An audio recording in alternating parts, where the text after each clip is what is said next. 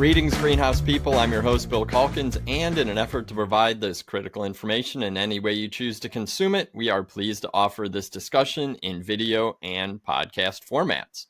My guest today is probably pretty common to you. It's Dr. Will Healy, a recently retired technical manager with Ball Seed, who joins me once again to share protocols for finishing seed-raised impatiens as part of our Tech on Demand series, covering key annuals and perennials commercially produced around the world. I would say Will is probably a black belt in Impatiens Walleriana production. He's seen countless crops in production around the world for decades, and he's here today to share his experience and call out ways to produce high quality with minimal losses. But there's a lot more, including what to watch out for and how to streamline production to achieve maximum efficiency while still sending amazing finished Impatiens out the door. If you like this installment, be sure to subscribe to the Tech on Demand podcast on your favorite podcast app and find dozens or hundreds of Tech on Demand videos on the Ball Seed YouTube channel. But that's enough out of me. Will, welcome back to Tech on Demand. How should our viewers and listeners approach finishing Impatiens Walleriana? Well, thanks, Bill, for that nice introduction. Fortunately, Impatiens have been around for what one could think like a long time. But, I was thinking about this, and it's really, they've only been around for about 75 years. Back in about the 50s is when Claude Hope first brought them into the marketplace.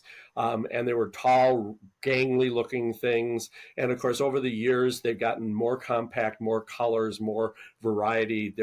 It's probably one of the most identifiable bedding plants out there. People love Impatiens because it's one of the few spots of color that you can have in a shade environment or even in a sunny environment. So finishing seed annuals is a great, Impatiens is a great opportunity for people. Why I think it's important that we revisit growing Impatiens, because everyone goes, I can grow Impatiens. It's kind of like coleus. Who can't grow them? Well, what's happened is, of course, probably what was it about 10 years ago, Bill, when all of a sudden Impatiens downy mildew raised its really ugly head and started killing off Impatiens as a product. In fact, I remember going from the time when you'd have 15, 20 cartloads of Impatiens sitting there waiting to go out for sale down to one or two. Yep. And because sales were just, almost people were dying. Fortunately, the breeders stepped up. They came up with high resistant Impatiens, which is now starting to really flood the market with additional colors, additional sizes. There's now many more Impatiens that have this high resistance. So really, when you're starting to think about Impatiens, let's really go and revisit this whole crop and really talk about what we should do to grow successfully Impatiens Walleriana. So, what are some of the best management practices? Now, if you've been following any of our finishing podcasts and webinars, you basically know that one of the important things is that you've got to get these plants planted immediately. Impatiens are really a very fast turning crop. That's one of the beauties of this, is that you can turn them in 21 days if you really get the plants in, budded, plant them, and really get them going. When you hold on to them for long periods of time, they become root bound, and then they root out poorly. They don't branch. They don't fill out. They don't flower very well. You get abnormal looking flowers. You end up with all kinds of problems. So really, when you get them in, get them planted and get moving right away. Really, you got to watch this root wrapping, because you're basically just tinkling water right on the surface. And so those roots form right at the surface, and those really do not root out well at all. So we really want to make sure that when we're drying them back down to a level 2, because with Impatiens, drying them down does keep them more compact, and then watering them back up to a level 4 to basically keep them going. One of the things that I really encourage you to be careful with is getting the tips of the plants wet. If you get, and say if you overhead water, especially late in the day or on a cloudy day, and water sits on the growing point for more than about a half hour, you're going to end up with aborted growing points. What growers will do if they've got if they're holding a lot of Impatiens, or they're watering them and they've got problems with it not drying out rapidly, is that they'll basically just take leaf blowers, Bill, and just run through with the leaf blower after they've watered, just to blow that water off the growing point. The other thing that you have to kind of watch out for is an issue called guttation. If you've ever looked very carefully at an impatient leaf, they've got these little thorn looking things on the edge of the leaves. Have you ever seen that, Bill? Oh yeah, yeah, definitely. If you look close enough. Okay, what those are is they're think of them as the pipe at the end of the xylem. It's Hmm. coming right out of the leaf. So if you've got really the plant is basically a water machine. Impatiens. Impatiens live on the edge of the swamp. That's their native habitat. So they're moving water 24 hours a day, continuously just pumping water through. So if you've got really high relative humidity in the greenhouse, like you might see in the winter or in the early spring because you close up your greenhouse, and that water is basically pushing out, what happens is the water comes out the ends of those little tubes on the ends of the leaf, and then they flow back into the growing point. So you come in the morning and you see that they're all wet, and you wonder who watered these things while we were gone. Did we have water fairies? No, is what happened is that they're gutating. So rules here. Make sure that they're dry going into the night. Do not water them late in the day, whether you're talking about holding the plugs or you're finishing. You've got to make sure that you're not getting wet growing points. And so really stress this a lot. Wet growing points, water in the morning, this is all bad. This gives you tip abortion, and then really it gives you weird looking plants that don't flower uniformly. So just be aware of this. And I think that's probably one of the big takeaways on success with impatiens is when you water, make sure that they're dry going into the night. Okay, if you have to hold them, hold them with night temperatures of about 55, 65 degrees, and basically keep the days less than 70 so that they don't stretch. Because when they start stretching, now you've got an undesirable plant. If you put growth regulators on them in the plug trays, that can kind of be a problem. So really move them wrong. One of the things that you want to make sure that you're doing is water your plants before you plant them. So when you've got the trays coming up on the planting line, make sure that you've put some 20-10-20 fertilizer on them so that they pop out and grow. Because normally the plug producers is going to reduce the amount of feed that goes into the plugs to hold them so that they ship well, that they don't break down during shipping. So when you get them, you've got basically a plug that is relatively nutrient free. So you really have to get some nutrition back into that soil so that when you plant them, the plant takes off. One of the big mistakes people do is they say, well, I'll just wait till after I plant them and I'll fertilize them after I plant them. Bad plan, because then you've got this plant that's going to grow very rapidly, surrounded by all this fertilizer in that big pot that you've just put it into, and now you've got a plant out of control. It's much better to put the feed on at the time of before planting. If you're planting them immediately, 200 parts per million of a nitrogen fertilizer is good. If you got to hold them for 3 or 4 days with no fertilizer, then you basically want to still go after about 200 at the time you transplant them. If you're being held for 7 or more days because you're backed up, you don't have any space, no labor, whatever, make sure that you're out there with low level feed, 50 to 75 parts per million, just to prevent fertilizer stress. And then at the time of transplanting, we're ready to plant again. Get in there with that 200 parts per million to do it. The beauty of impatiens is that they are sizable. Depending upon the container, you can make them any size that you need, and it's fairly easy. So you can use a wide range of sizes, number of different price points. When it comes to crop time, as we mentioned, it's a fairly fast crop time. The smaller packs, 48 to 72 counts, is considered a quick crop. You can that's basically the based 4 to 5 weeks early, 3 to 4 late in the season. Whereas when you get into a little bit larger, 18 to 32 count trays, you basically want to add about a week, mainly just to get the plant filled out so that when you look down on the trays, you don't see dirt. So it looks like if you get a little bit bigger plants, again, there's 2 different strategies. One is to add more crop time or add more plants as you increase the plant pot size, because what you're trying to do is just fill it out so that you get a ball of green on top of that pot. So you can either do it by adding crop time or adding additional plants. And sometimes if you do your cost accounting, you find that it's cheaper to add plugs to the pot versus adding more crop time, because you can get more turns, because you make the money on the turn, especially late in the season. Remember that there's a wide range of media that this can be successful in. You really want to be in that 70% peat plus a bulking or filler, whether you're looking at like a hydrofiber or you're looking at perlite or you're looking at rice hulls or bark. Because if you start getting less than 70% peat moss, then the water holding capacity and the dry down becomes a problem at retail. So then you end up with retailability, retail shelf life issues. Very critical. Test before you plant. Make sure that pH is minimum 5.5, and it can be as high as 6.5. Impatiens like high pH soils. They're more tolerant of a high pH than a low pH. Make sure that the EC is in that 1 to 1.5. If you've got a 10-week or longer crop time, this is probably if you're doing big baskets or really big plants and it's going to be around, you've got to kind of watch out because impatiens will suppress the pH of the soil.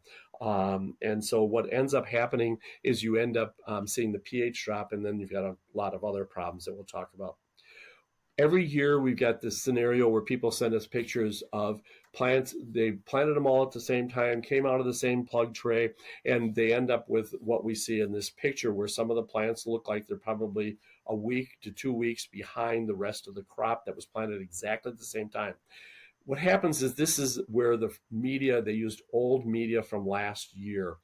Basically, that old media, the starter charge and the wetting agents are gone, so that the plants don't take off as well as if you use fresh soil. If you've got a lot of old soil hanging around, what the growers will do is in their larger containers, they'll throw that in the bottom of the large container and then put fresh soil at the top where they're going to root them out as a way of going through all that old soil. But using old soil, especially in packs, is always going to give you this very uneven growth.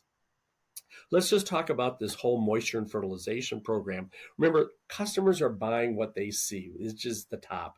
Growers are producing the bottom of the plant, the root system. And of course, how you achieve that, what customers want, is through fertilizer. And what you do to get the roots so that you've got a plant that will sustain itself through retail and then on to the consumer is really about moisture. So we really have to be focusing in on fertilizer and the moisture. So let's talk about it. Of course, one of our statements always is fish grow in water, roots grow in air. So continuously saturated soil is not a good thing, and especially with impatiens. I mentioned earlier that it grows on the side of the swamp. It can be in very wet soil, but what that means is it grows very, very tall and it'll stretch a lot, because if you think about it in impatiens and really look at it, it's about 130% water. That plant is nothing but water. There's very little secondary thickening of the stem. It's not like an oak tree. It's basically just a giant water balloon. So the more water you put on, the more stretch you put on it. So you really have to watch the water. Moisture management is key. Remember, we talked about making sure that there's no moisture sitting on the growing point. You want to make sure that you get the moisture level set correctly. If you're maintaining it at a level 3, 4, basically you're going to end up with stretched, soft growth and actually delayed flowering, because the growing point will continue to elongate and you won't get the side lateral flowers to express themselves. What you want to make sure of is that they absolutely positively dry down to at least a level 2. Don't take it to a level 1, because then you'll stunt the plants and they just won't grow well and you'll abort flowers. But you want to make sure that they're down to a level 2 before you irrigate them again back up to a level 4. And of course, the most important thing is to be checking the bottom of the container.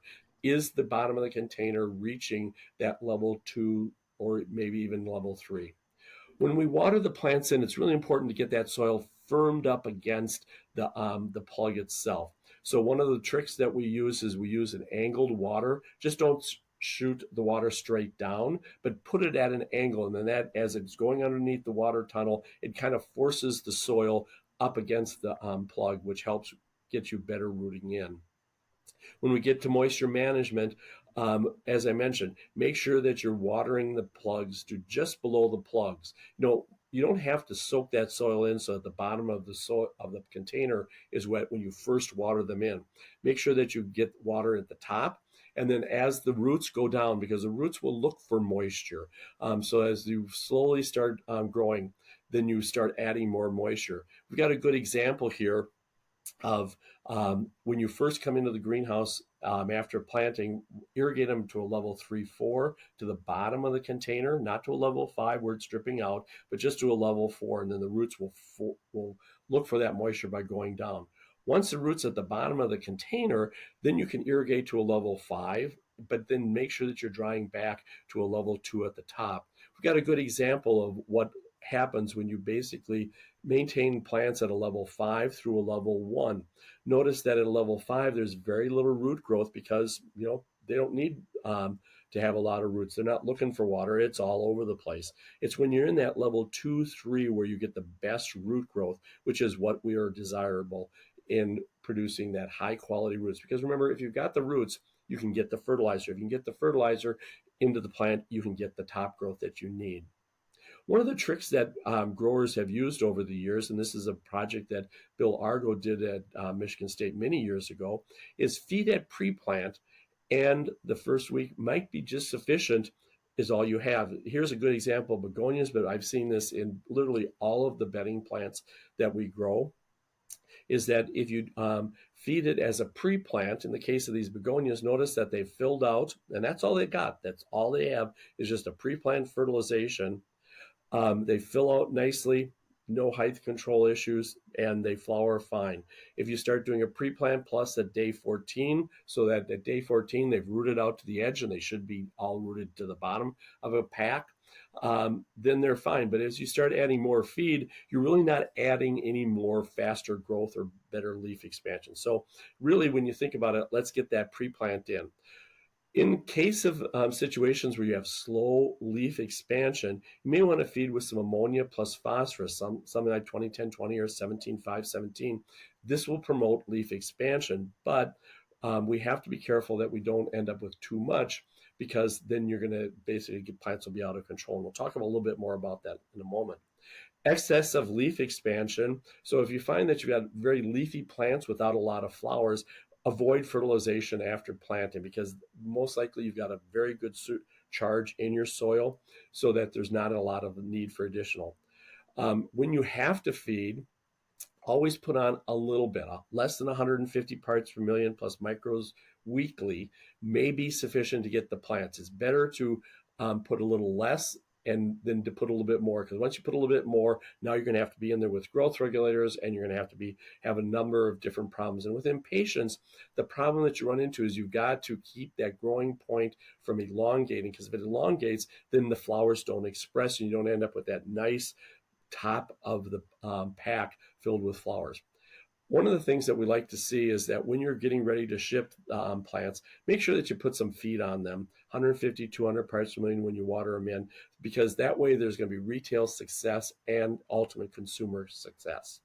Let's talk a little bit about fertilizer, because then fertilization, it's really, when you think about the growth response that we have, it's a function of the water that you're using, plus the fertilizer you're adding, and the soil pH, because the soil pH will dictate what happens to the different micronutrients. Some of them are more available, some of them are less available. So we need to have those micronutrients. The macronutrients of nitrogen, phosphorus, potassium, calcium, magnesium, they're more insensitive to the pH. They'll, over a wide range, they'll be taken up.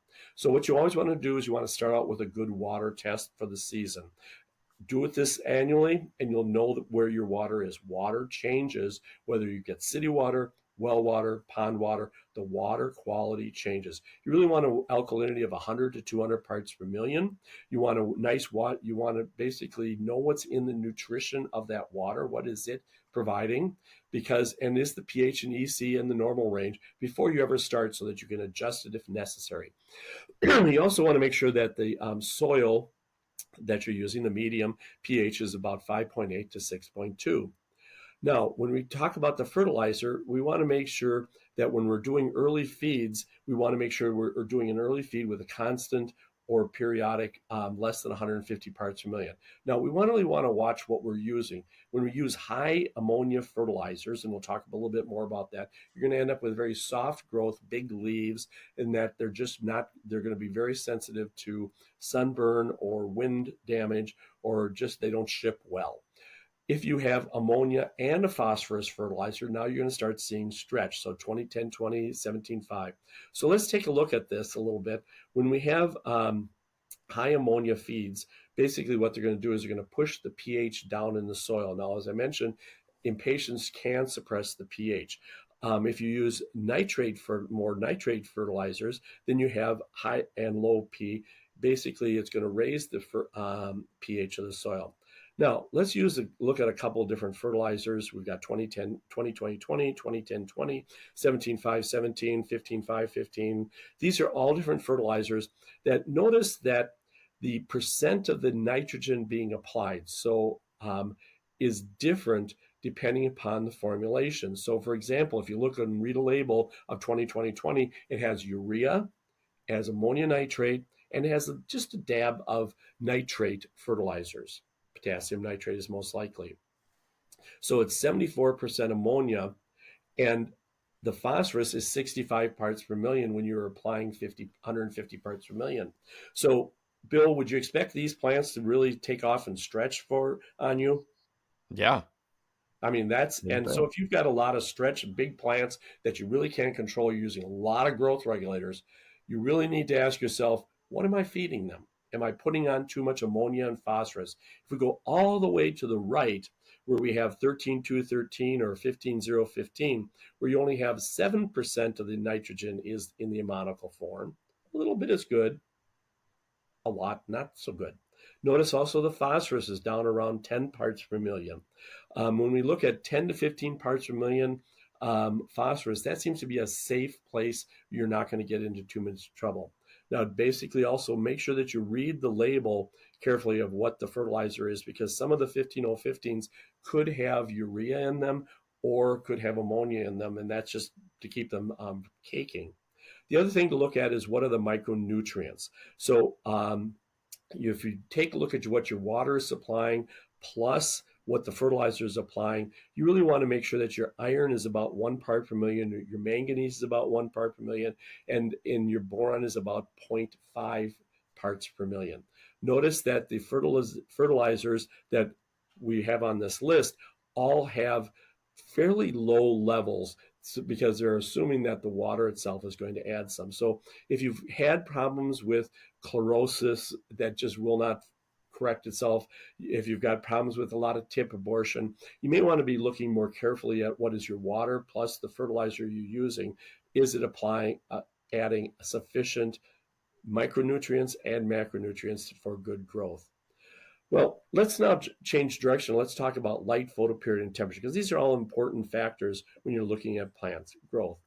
In the case of impatiens, the higher the light conditions, 3,000 to 4,000 foot candles peak intensity is good. You want 12 to 14 micromoles DLI. This will give you the fastest turning crop possible. Low light intensity gives you internode stretch, and also it will delay flowering. If you have high light intensities, you end up with very compact growth, and you have to and very rapid flowering. So if you've got very late in the season, we've got very high light, you may want to add a little bit more ammonia and phosphorus just because of the light giving you that compact growth. Remember, impatiens are day neutral, which means that they're going to flower regardless of photoperiod. The flowers are lateral, meaning that they come out of the axil where the leaf is. And that they have a fairly short, they've been breeding them back when I mentioned 75 years ago, the first flowers would occur at like the 10th or the 15th node. The breeding that's been done over the last 75 years has basically gone for earlier and earlier flowering so that the first 3 to 5 nodes are vegetative. And after that, they're always reproductive. So if you want to have a nicely branched plant, you want to make sure you get enough feed in there to get those branches to come out. And then the flowers at the top. And so you really want to make sure that you unfolding those leaves, because the leaf unfolding rate, how fast you is very critical. And that has to do with the temperature. And we'll talk about that in a second. If we look at the average daily temperature in your greenhouse, because that's controlling the rate of leaf unfolding. So as you go from a base temperature of about 44 degrees, so if you have 44 degrees, nothing is happening. That's the base temperature. They're not cold-blooded.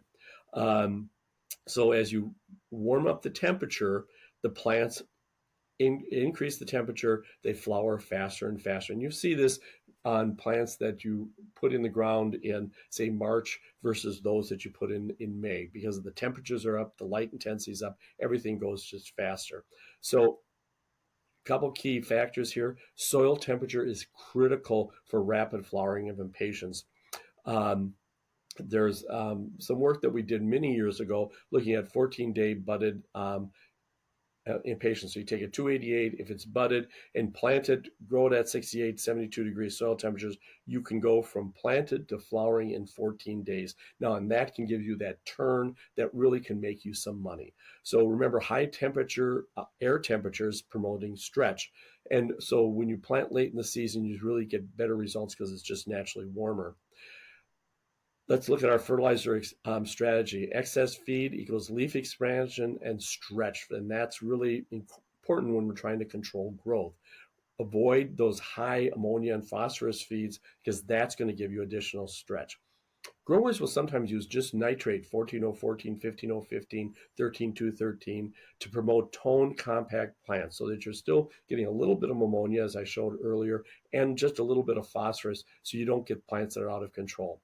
Remember, diff is your first line of control. So if you manage your day and night temperature, you can basically grow very compact plants that don't need a lot of growth regulators. So if we can get away from using excessive amount of growth regulator, we're always in better condition. Remember, you don't have to have a fancy environmental controller to basically look at the diff. Just get a high-low thermometer, go in and record what is the highest of the day, look at the low for the night, and then subtract that. And if you basically have a plus 10 degrees of day minus night, then you have modest growth. If you have less than that, and the key here is if you've got Quonsets or if you're using ventilation, ventilate early in the morning so that you get that temperature down so it doesn't climb as fast, and that will help keep the day temperature down.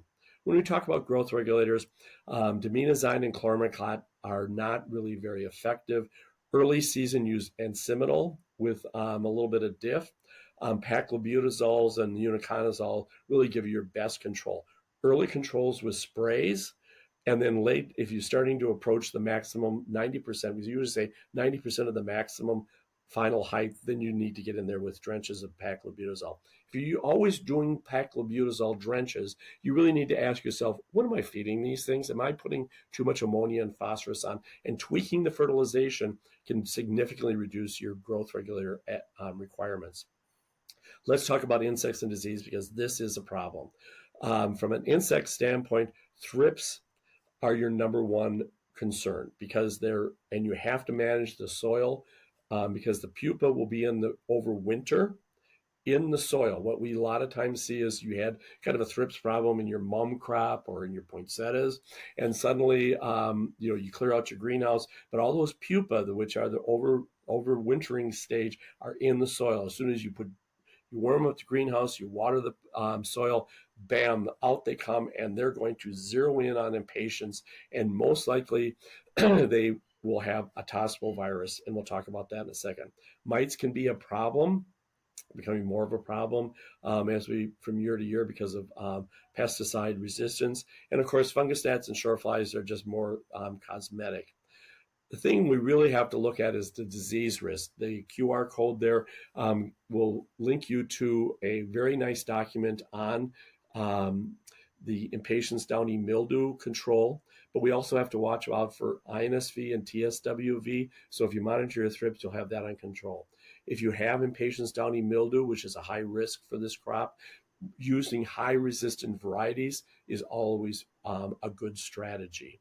In fact, it's the only really workable strategy.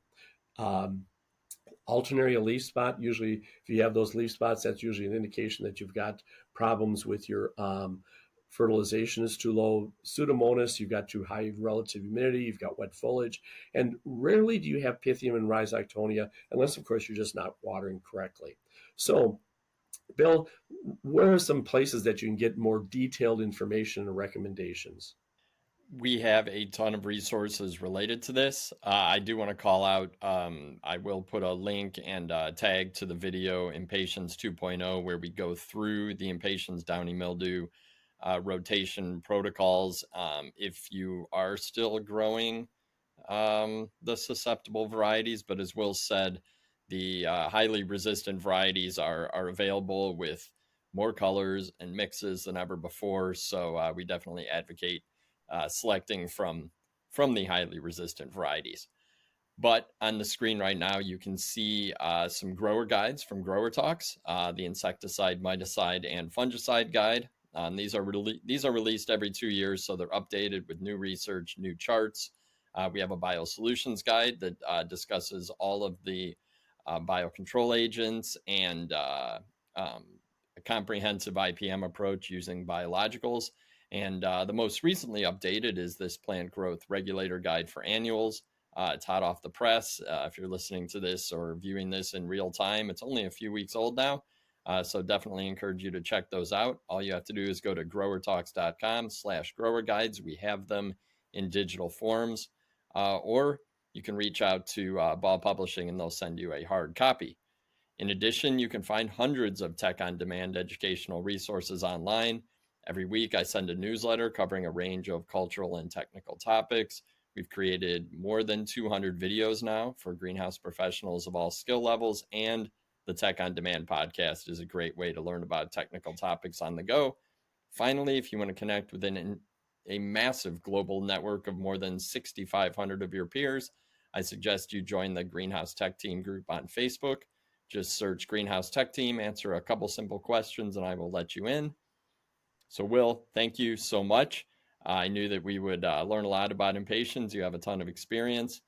Some of the tips and tricks that you shared are fantastic. I think keeping the growing points dry is critical. Obviously, the pH management is also important. Moisture management, understanding your fertilizer macros and micros, especially soil temperature, controlling stretch, using environmental conditions, and then PGRs. You went through a lot real quick. And as always, truly appreciate it. Good luck with your Impatiens for the coming year. For sure, for sure. And again, Will, thanks for your time. I know we're going to talk soon because there are plenty more key crops for us to cover, right? Yes, absolutely.